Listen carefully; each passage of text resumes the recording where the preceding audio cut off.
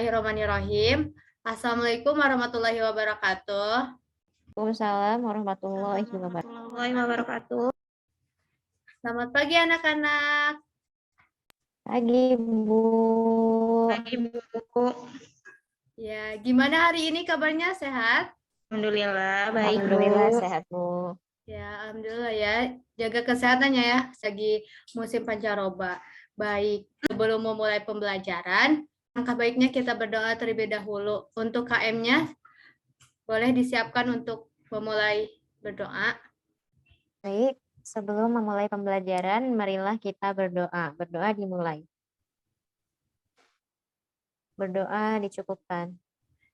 Terima kasih kepada Lina sudah menyiapkan berdoa. Baik, selanjutnya Ibu terlebih dahulu akan mengabsen ya. Apakah di sini hadir semua atau ada yang sakit? Izin. Milda kayaknya izin, Bu. Iya, memberitahu untuk minggu depan semoga bisa masuk di kelas. Baik, apakah kalian masih ingat materi pelajaran minggu lalu? Ayo, siapa yang masih ingat? Sulis masih ingat? Materi tentang jurnal khusus, Bu. Ya baik, Lia. Benar, tentang materi jurnal khusus. Apa itu jurnal khusus? Pengertian dari jurnal khusus itu apa? Jurnal untuk mencatat transaksi-transaksi yang khusus, Bu, yang banyak. Ya, jadi jurnal khusus itu jurnal yang mencatat secara khusus pencatatan secara penggolongannya. Baik, ada berapa macam jurnal khusus itu? Sulis? Sulis di sini ada Sulis. Oh iya ada. Ada apa aja? Ya. Lihat jurnal penjualan, jurnal pengeluaran kas, jurnal penerimaan kas, dan yang terakhir itu jurnal umum, Bu. Iya benar. Nah, karena minggu lalu sudah membahas tentang jurnal khusus, baik itu pembelian, jurnal penjualan, penerimaan kas, dan pengeluaran kas. Nah, karena ada penerimaan kas atau maupun pengeluaran kas, selanjutnya berhubungan dengan jurnal khusus juga, kita akan membahas tentang pencatatan transaksi pembantu piutang. Baik, Ibu saya screen dulu ya. Nah, kita akan membahas tentang buku besar pembantu piutang pada perusahaan dagang ya. Untuk kompetensi dasarnya untuk 3.11 menerapkan pencatatan transaksi ke dalam buku pembantu kartu piutang pada perusahaan dagang. Untuk 4.11 juga ada melakukan pencatatan transaksi ke dalam buku pembantu piutang pada perusahaan dagang. Nah, untuk tujuan pembelajarannya yaitu dapat mengidentifikasi buku pembantu kartu piutang dengan tepat dan tanggung jawab, dapat menyimpulkan transaksi buku pembantu kartu piutang dengan tepat dan rasa tanggung jawab, dan yang terakhir dapat mengerjakan transaksi keuangan ke dalam buku pembantu kartu piutang dengan teliti dan rasa tanggung jawab. Nah, baik untuk materinya. Untuk pengertian buku besar pembantu piutang sendiri merupakan buku besar umum yang akan sangat membantu perusahaan dagang dalam memberikan kemudahan informasi piutang secara rinci. Di sini, jadi perusahaan juga bisa mengetahui jumlah piutang pada perusahaan tersebut, baik secara nama perusahaan yang mempunyai utang, terus jumlahnya berapa, dan waktu pembayarannya berapa. Nah, di sini bisa kita ketahui nominal dari piutang tersebut. Jadi sangat berguna bagi perusahaan. Baik, selanjutnya fungsi nih. Di sini ada juga ya dijelaskan fungsi buku besar pembantu piutang sendiri, yaitu untuk memberikan informasi tentang adanya piutang usaha. Ya, tadi udah dijelaskan. Jadi kita bisa mengetahui nominal piutang usaha tersebut dan siapa saja yang mengutang pada perusahaan kita. Selanjutnya, di sini ada jenis-jenis piutang. Yang pertama ada piutang usaha. yaitu merupakan hasil dari penjualan kredit kepada pelanggan. Yang kedua ada wesel tagih, merupakan surat formal yang diterbitkan sebagai bentuk pengukuran utang. Dan terakhir ada piutang lain-lainnya ya, seperti piutang bunga, piutang gaji, dan lainnya. Untuk prosedur pencatatan pembantu piutang sendiri ada 3 ya, anak-anak. Yang pertama yaitu mengumpulkan catatan transaksi, yang kedua ada menyusun transaksi buku besar, dan yang ketiga yaitu menyusun daftar buku piutang.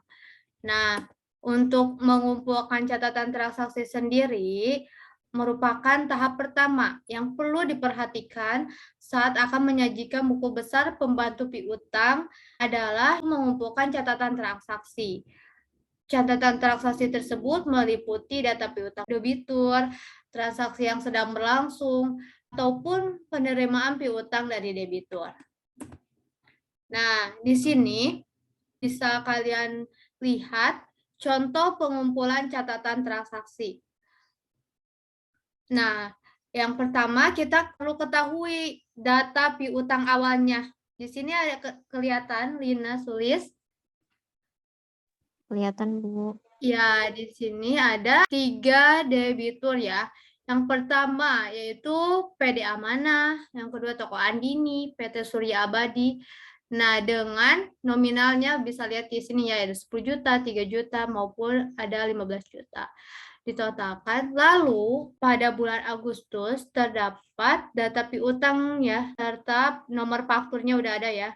Di sini pada bulan Agustus yaitu ditambah ya piutang pada bulan Agustus sebesar 70 juta. Nah, dan pada bulan Agustus juga di sini ada penerimaan piutang dari setiap debitur ya. Selanjutnya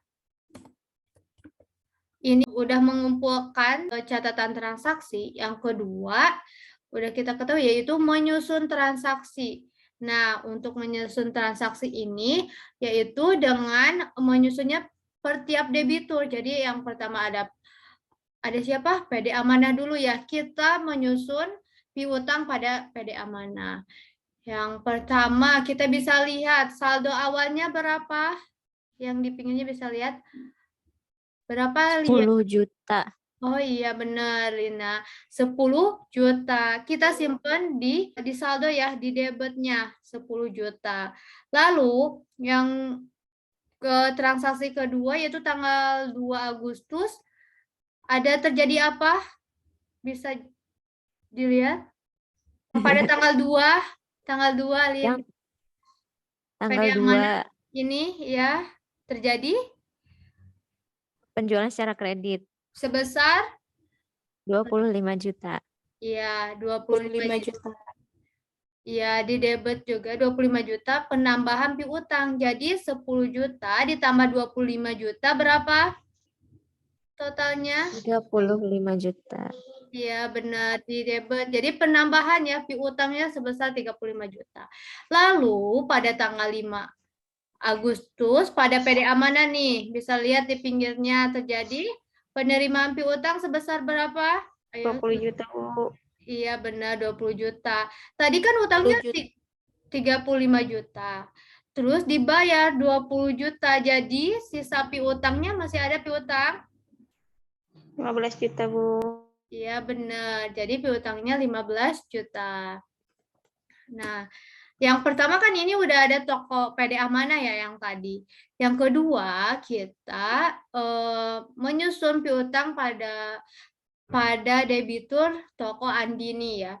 Di sini awalnya bisa lihat ya di pinggirnya. Ini informasi tentang transaksi yang dilakukan pada bulan Agustus. Yang awalnya 3 juta ya Toko Andini. Terus jadi penjualan kredit sebesar 12 juta pada tanggal 10 dengan nomor faktur S02. Nah, sebesar 12 juta. Jadi yang 3 juta ditambah 12 juta, nilainya untuk piutangnya 15 juta. Lalu terjadi juga penerimaan piutang atau pelunasan ya dari debitur Andini sebesar 9 juta. Nah, 15 juta dikurang 9 juta hasilnya 6 juta. Baik, selanjutnya yang terakhir ada PT Surya Abadi.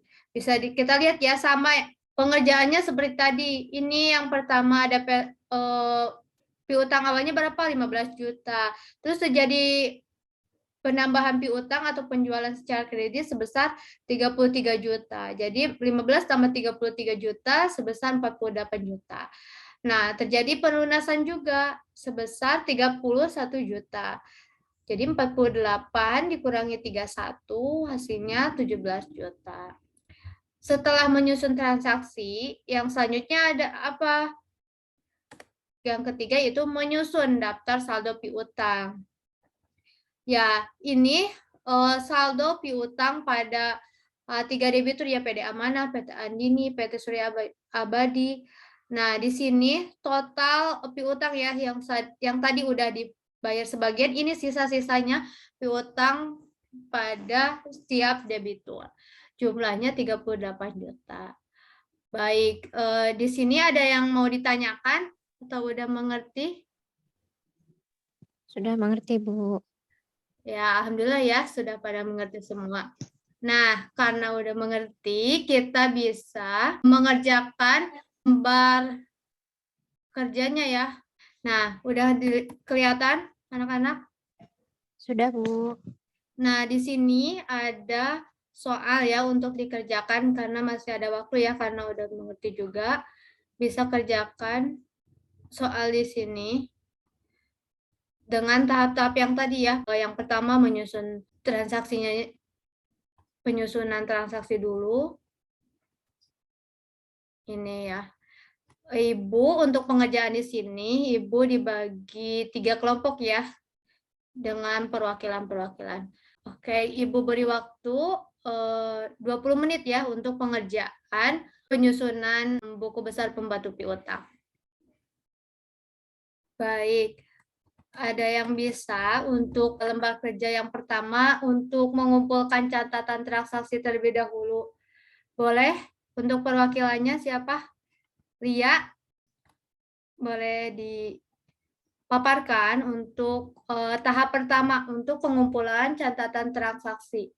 Dari data awal piutang, terus data piutang bulan Desember sampai ke penerimaannya, maupun jurnal umumnya.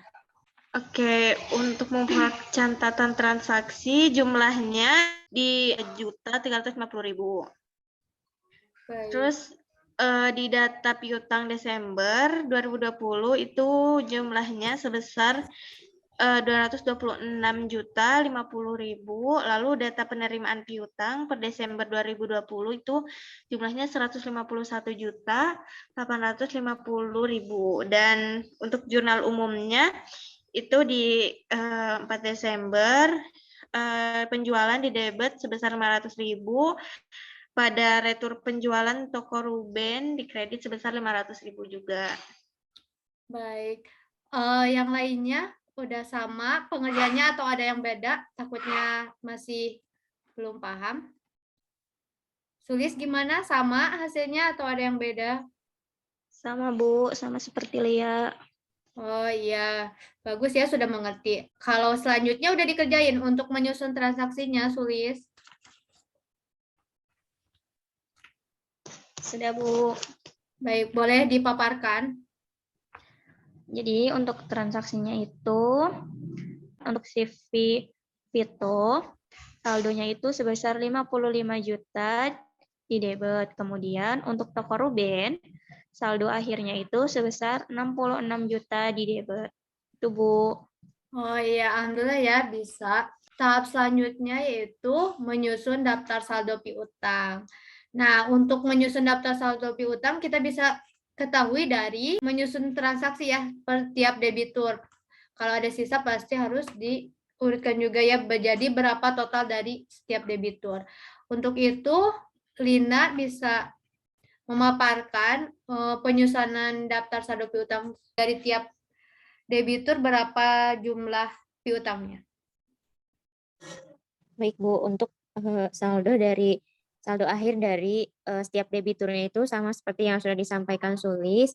Jadi untuk DP Jordi itu 105.050.000, si Vivito itu 55 juta, dan toko Ruben 66 juta. Jadi totalnya untuk ketiga debitur tersebut yaitu 226.050.000. Ya, benar. Alhamdulillah ya bisa mengerjakan dengan cepat dan sana lancar juga. Oke, karena udah pada mengerti, jadi materi dan pengerjaan tersebut bisa kita selesaikan. Ada yang bisa menyimpulkan materi yang udah tadi Ibu sampaikan? Ya. Oh ya, ini ada Milda. Ya, Bu. Untuk kesimpulannya, buku besar pembantu piutang adalah buku besar umum yang akan sangat membantu perusahaan dagang dalam memberikan kemudahan informasi tentang adanya piutang. Jadi, fungsi buku besar pembantu piutang yang paling utama adalah untuk memberikan informasi tentang adanya informasi piutang usaha. Ya, terima kasih Sekian, Milda. Bu. Ya, nah udah kita ketahui ya fungsi dari buku besar pembantu piutang juga bisa menginformasikan kepada perusahaan jumlah piutang dari setiap debitur. Nah, masih ada waktu ya 10 menit. Ibu punya quizzes. Ibu ada link quizzes yang bisa kalian akses ya sebelum materi pembelajaran hari ini selesai. Ibu beri waktu 5 menit ya. Nah, alhamdulillah ya, setelah Ibu lihat pengerjaan kuis juga sangat efektif untuk evaluasi materi hari ini. Alhamdulillah hasilnya juga bagus, pada mengerti semua. Baik, mungkin cukup sekian dari Ibu. Dan untuk minggu depan bisa kalian pelajari dulu ya buku pembantu utangnya. Ada yang mau ditanyakan atau udah cukup? Cukup, Bu. UKM-nya dipimpin berdoa. Baik, sebelum kita pulang, marilah kita berdoa. Berdoa dimulai. Berdoa dicukupkan. Selamat istirahat juga ya. Terima kasih. Assalamualaikum warahmatullahi wabarakatuh. Waalaikumsalam warahmatullahi wabarakatuh.